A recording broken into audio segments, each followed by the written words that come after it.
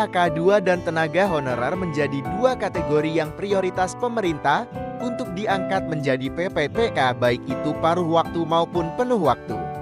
Penataan tenaga honorer ini harus selesai pada Desember tahun 2024 sesuai amanat UU ASN No. 20 tahun 2023. Rencananya pemerintah akan membuka formasi PPTK di CESN tahun 2024 ini 100% untuk penataan tenaga honorer. Adapun formasi yang akan dibuka untuk PPTK baik instansi daerah maupun pusat yaitu 221.936 formasi di instansi pusat dan 1.383.758 formasi di instansi daerah.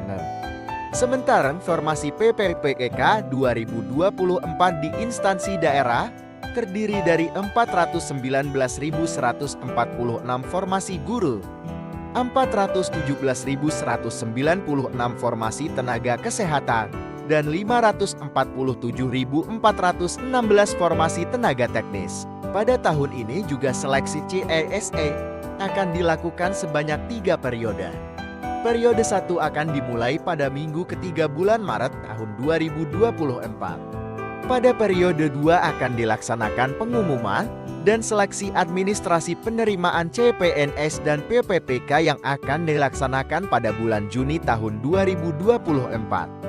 Sedangkan pada periode 3 akan dilaksanakan pengumuman dan seleksi administrasi penerimaan CPNS dan PPTK pada bulan Agustus tahun 2024. Kemenpan RB juga menginformasikan bahwa THK-2 dan tenaga honorer wajib daftar CESN tahun 2024. Karena CESN tahun 2024 ini hanya formalitas saja di mana tenaga honorer yang terdata di BKE akan didata ulang saat tes CESN tahun 2024. Data 2,3 juta harus diselesaikan. Soal tes itu hanya formalitas 100% mereka diterima. Tes ini formalitas untuk mendata ulang Bapak Ibu 100% diterima. Ujar MNPNRB dikutip dari YouTube Komisi 2 DPR Kamis 28 Maret tahun 2024. Pihak KMNPNRB juga menjelaskan bagaimana jika formasi CESN 2024 terbatas, misal formasi ada 100, sedangkan pelamar ada 150 maka yang 50 orang lagi akan tetap diangkat, namun menjadi PPTK paruh waktu. Diubahnya status tenaga honorer menjadi PPTK paruh waktu ini juga merupakan salah satu alasan karena setelah Desember tahun 2024 tidak boleh ada status lain. THK-2 dan tenaga honorer ini juga akan dijadikan prioritas di CESN tahun 2024 nantinya. Jika nilai formasi umum lebih tinggi dari tenaga honorer maka akan dimenangkan oleh tenaga honorer karena sudah tertuang dalam Permenpan.